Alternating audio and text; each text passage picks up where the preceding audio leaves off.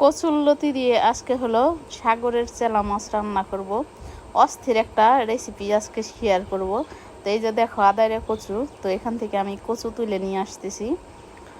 আসসালামু আলাইকুম, কাছে বা দূরে যে যেখানে আছো, আশা করি সবাই ভালো আছো। এই যে দেখো কিছুটা কচু লতি আমি তুলে নিয়ে আসছি। কচুর লতি কিন্তু পাওয়া যায় না, কিন্তু এই কচুর লতিটাই আমার কিনা লতির চেয়ে তো এই লতিটা খেতে আমার কাছে অস্থির মজা লাগে। তো এখানে আদা রসুন আর হলো জিরাটা একটু বেটে নিচ্ছি, তো বেটে তুলে নিচ্ছি। এই কচুরলতিটা কিন্তু অনেক ময় মশলা দিয়ে রান্না করতে হয়, কারণ অনেক ময় মশলা দিয়ে রান্না করলে সেই মজা লাগে, আর গলাটা কিন্তু চুলকায় না। আর লেবু দিয়ে আর নুন দিয়ে কচুরলতিটা যদি খেসে রান্না করো তাহলে তো একদমই গলা চুলকাবে না। একবার হলো বাসায় ট্রাই করে দেখো, যে ইনশাল্লাহ রেজাল্টটা যে এত পরিমাণ ভালো আসবো সেটা ভাবাও যায় না।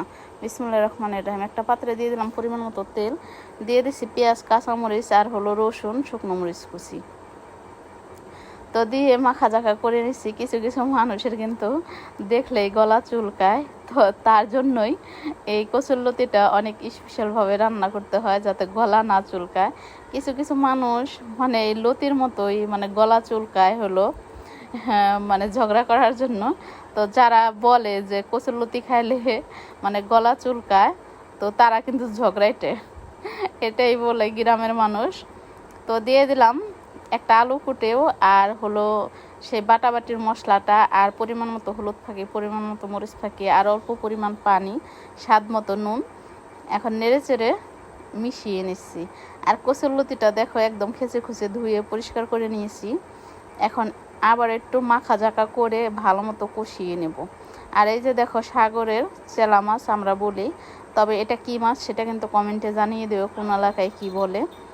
তো মাখা জাকা করার পরে হয়ে গেছে প্রায় মাখা জাকা। এখন দিয়ে দিছি কিছুটা মাছ ছড়িয়ে ছিটিয়ে।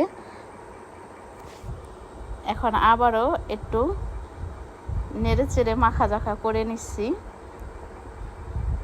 দিয়ে দিচ্ছি পরিমাণ মতো পানি, মানে অর্ধেকটার বেশি সেদ্ধ হয়ে গেছে। এখন মাছটা সেদ্ধ করার জন্য দিয়ে দিলাম পরিমাণ মতো পানি।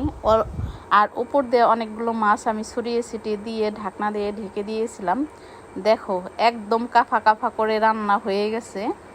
আর কি যে সুন্দর একটা গ্রান বের হয়েছে, অস্থির একটা গ্রান বের হয়েছে।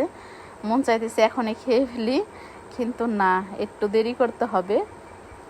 তো এই যে দেখতে যতটা লোভনীয় হয়েছে, মাশাআল্লাহ খেতেও কিন্তু গরম গরম ভাতের সাথে অস্থির মজা হয়েছে। তো আমি গরম গরম ভাতের সাথে পরিবেশন করেছি।